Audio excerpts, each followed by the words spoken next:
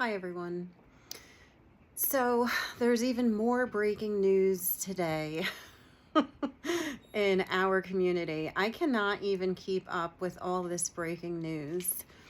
Like I said, I work full time, so this is just like a lot of work to take on trying to report on all the drama.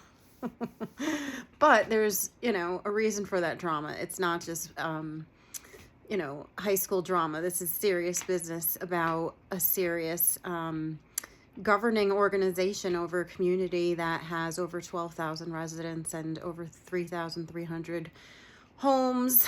And, this is really serious stuff. So we have breaking news that there are 2 new directors that are being appointed to the board. That is Hannah McKenna, who most everyone knows because she is in charge of running the mailroom, and Mike Spencer, who actually I am not familiar with at all. He apparently is the owner of Ryan's Deli outside of our gates, and I guess he has run that for a very long time. I have never met him or seen him at a board meeting or at a committee meeting, so while I congratulate both of them and wish them luck, it's really more in my character to reserve judgment. Like I said, with regard to how I treat people nicely and then it goes down based on what I think of them. Basically, I want to believe people are going to be good at doing a good job, and then it starts to go down. So hopefully we'll see good things, but I have some concerns about some things, and I will keep them to myself for now. So I want to actually discuss more about the board, and actually this little video that Sean sent out telling us about this new appointment. And I just wanted to comment because he said, we have a lot of work to do, and that he's glad that they're being seated because he's ready to do work. And I'm just so curious about that statement, because I'm sure that our 2 directors who just resigned was hoping that there would be good work this fall while they were having to call an investigation into our community and into the Department of Public Safety. So I find that a very interesting comment, that Sean would like to get back to business when it's he and his employees that have caused a legal investigation to take place, which has taken a lot of time, energy, and focus from our community onto that. And also, who's paying for that legal investigation? Who pays for all of this? It is us. It is our money.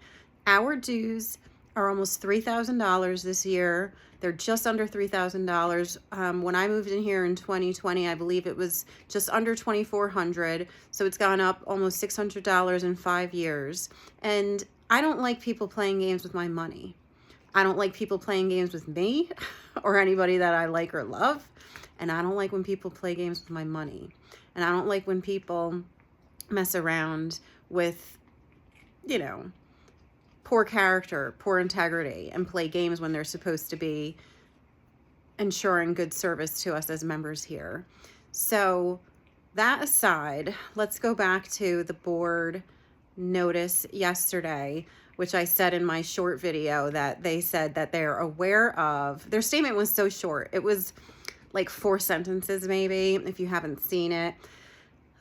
They basically said, we are aware, the board is aware of the rumors and misstatements on social media, and basically said, rest assured, we have concluded investigation and taken the appropriate steps to address it, and the community will continue to be safe like it always has, something like that.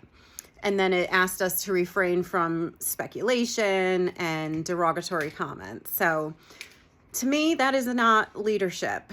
So recently we saw that there was a scandal over at White Mills with their firehouse. NEPA News reported on that, so you can go online and look up what happened with their firehouse. But I had posted that in the social media groups because right away, like within 24 hours of this arrest of one of the members of their firehouse, the White Mills Firehouse said, this goes against our standards and code of conduct, and we are dealing with it and addressing it. And it was like an entire press release about how they're going to address it.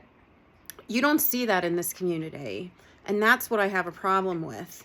Nobody was going to know that there was an investigation until I told this community that there was an investigation in October. I revealed that. The board never admitted it until yesterday when the memo came out that there actually was an investigation. So the issue for me is transparency and accountability to the members. I don't know how many people trust government, but I do not trust the government, whether it's local, national, or HOA. So I don't understand why some people don't have a healthy skepticism, and are so defensive of what's going on here, because I think it's healthy to question and to examine what's going on. So again, this statement, 3 or 4 sentences long, basically suggests that there's nothing to see here. And they would never have, in my opinion, told anybody about it unless it was revealed. They want to sweep this under the carpet and pretend like nothing ever happened. Yet we had the longest running or seated, board of director, the president on our board, just resign. And 2 weeks before him, the vice president resigned. The vice president, Mike Smolenski, was very involved in what was going on with public safety. He was the liaison in that committee, and he was very supportive of that department. And he was actually working with that department to achieve some sort of status where they would go from being like security guards to being law enforcement, like a real law enforcement agency, is my understanding, to be police officers. And for him to step down shows me he was absolutely violated by his moral compass and moral code. That is not the person that I have watched for the last 2 years. Now, our board president who resigned, John Hannick, same type of character. This is not a man who would just give up his responsibility. He and I have had our differences, and I'll talk about that another day. But John is not the type of person that would ever walk away from his responsibility. And the sense that I get from that is that he was absolutely disgusted by whatever they decided to do. And that's the reason why he stepped down, because he doesn't want to be involved in it. And he's just disgusted. Unless we get an interview on here from him, we won't know. But that's my opinion. So I am going to call on members to attend the January 24th members time at 11 a.m. at the conference center down on Orchard Drive, or you can attend via Zoom and attend members time and ask them. We should be asking them questions. When does this investigation start? What agency or department was investigated? Ask them the questions. Who was the investigator? Who paid for that investigation? How much money was spent on that investigation? And what were the steps that had to be taken to address this and resolve it? If the board thinks that people are going to just be okay with it, they have another thing coming. So good luck to the new board members, because this isn't over. And also, little for my hint for my next videos, our board president who resigned confirmed that there's pending, threat of litigation. So stay tuned for that, because people don't believe me. But he confirmed it. I said, is there a lawsuit pending at the December 13th meeting?